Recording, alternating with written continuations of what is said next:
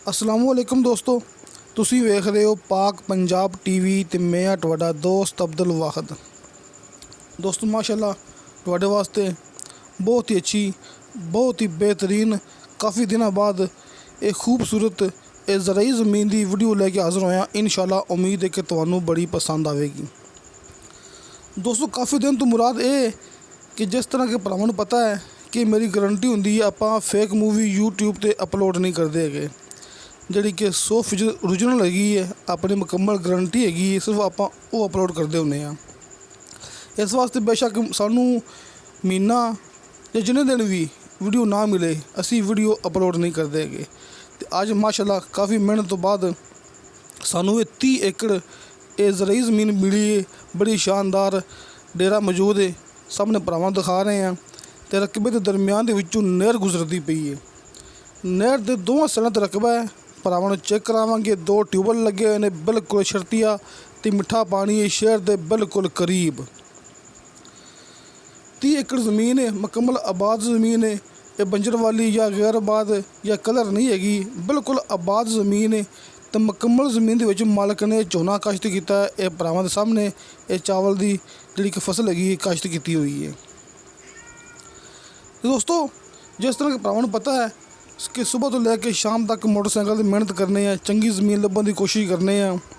इस वास्ते कि कालां आउंदियां ने, बज़ दफ़ा कालां मिस हो जांदियां ने, माजरत चाहते हैं।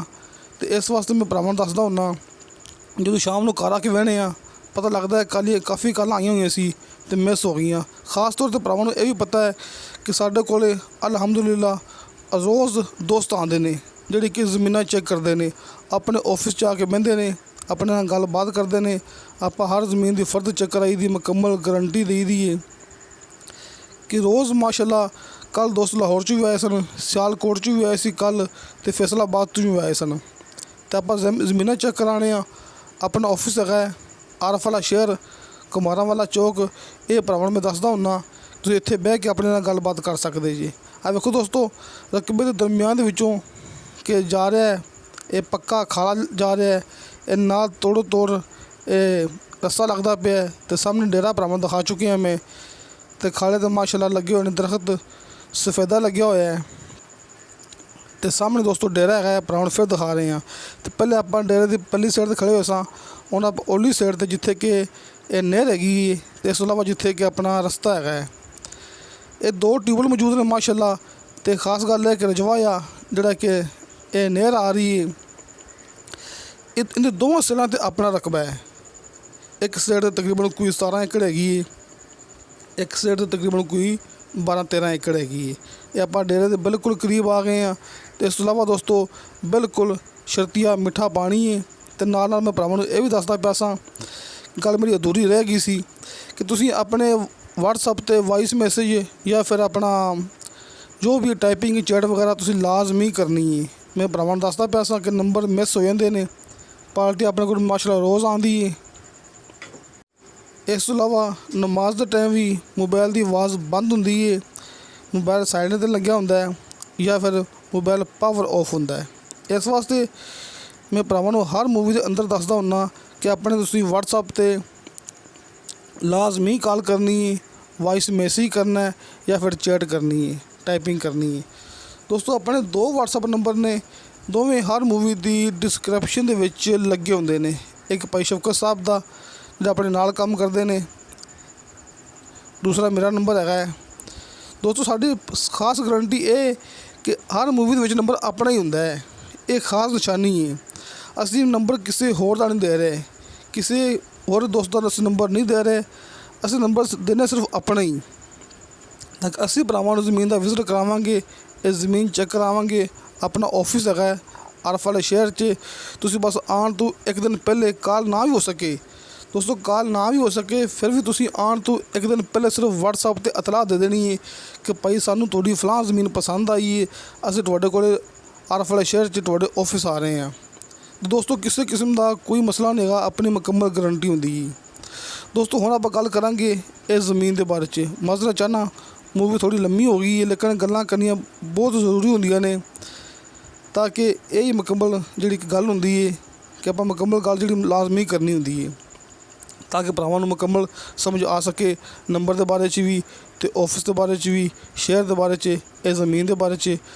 ਦੋਸਤੋ ਮਾਸ਼ਾਅੱਲਾ ਫਰੰਟ ਕਾफ़ी ਸਾਰਾ ਹੈਗਾ ਹੈ। ज़िला बहावलनगर, तहसील मिंचनाबाद, शहर मंडी सादतगंज कि ज़िला बहावलनगर है, तहसील इंदी मिंचनाबाद है, लेकिन जड़ा शहर करीब लगता है एक शहर है, ये भी भरावां नूं पता होना है, छोटा शहर है मंडी सादतगंज। दोस्तों मंडी सादतगंज एक तहसील है, छोटी तहसील एक ज़िला बहावलनगर दी। दोस्तों इत्थे मौके तो हर चीज़ मिलती है, कोई चीज़ ऐसी नहीं हैगी जिहड़ी मंडी सादतगंज तो ना मिलती हुए। तो खास कर है कि इंदियां मंडियां बड़ियां मशहूर ने, सब्ज़ मंडी होगी, ये माल मंडी होगी, इस वास्ते इनका नाम रखा गया है मंडी सादतगंज। तो दोस्तों इत्थों हर चीज़ मिलती है।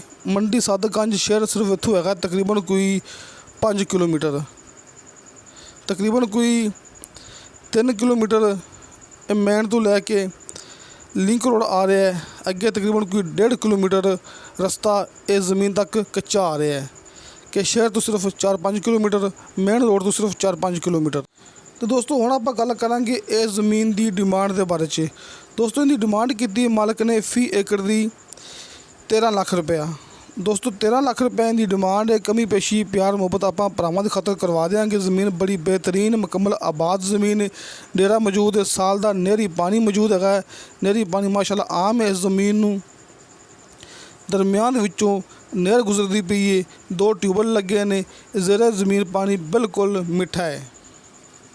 दोस्तों इस तो इलावा एक खास गल यह भी भरावां नाल करनी है, इत्थे ठेका चलता पिया तकरीबन कोई 45 तो 50 हज़ार रुपया फी एकड़ के हिसाब नाल।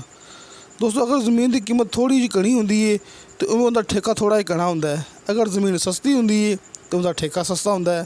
दोस्तों मुकम्मल आबाद ज़मीन ये 30 एकड़, नहर दे एक साइड ते 17 एकड़ हैगी है, एक साइड ते तकरीबन कोई 12-13 एकड़ हैगी है। रकबे दरमियान दे विचों नहर गुजरती पई। भरावां नूं मुकम्मल लोकेशन दिखा चुके हैं आपां। अपना WhatsApp number and call number लग्या होंदा है हर मूवी की डिस्क्रिप्शन दे विच, तुसीं अपने नाल राबता कर सकते जी। अपनी मूवी फेक नहीं होंदी, झूठी नहीं होंदी, ये भी अपनी गारंटी है। ये बार बार मैं भरावां नूं कैमरा घुमा के इस वास्ते दिखा रहा ताकि दोस्त ये ना कहन कि ज़मीन की होर सी, सानूं ज़मीन तुसीं कोई होर विखांदे पे हो। तुहानूं मौके ते आके इहो ज़मीन इहो लोकेशन मिलेगी, तसल्ली नाल देख लवो। तुहानूं मौके ते आके इहो चीज़, इहो ज़मीन, इहो डेरा भरावां दिखाया, इहो रस्ता मिलेगा। रकबे के दरमियान चूँ नहर होगी, जिस तरह कि मैं भरावां नूं दिखा चुकिया। तो दोस्तों ठेका तो चलता है तकरीबन कोई 45 तो 50 हज़ार रुपया फी एकड़ के हिसाब नाल। साल का नहरी पानी 30 लाख फी एकड़ की डिमांड है, सॉरी 13 लाख रुपया 30 एकड़ ज़मीन है, 13 लाख रुपया फी एकड़ के हिसाब नाल इनकी डिमांड है। मुकम्मल ज़मीन हैगी 30 एकड़, 13 लाख रुपया फी एकड़ के हिसाब नाल डिमांड है। कमी पेशी प्यार मुहब्बत हो जाएगा। डेरा भरावां दे सामने मौजूद है, रकबे के दरमियान दे विचों नहर भरावां दे सामने मौजूद है। तो दोस्तों तुहानूं साडी वीडियो पसंद आवे, साडी वीडियो लाइक ते शेयर ये ज़रूर करो, अपने बेहतरीन जे कमेंट्स लेके भेजो।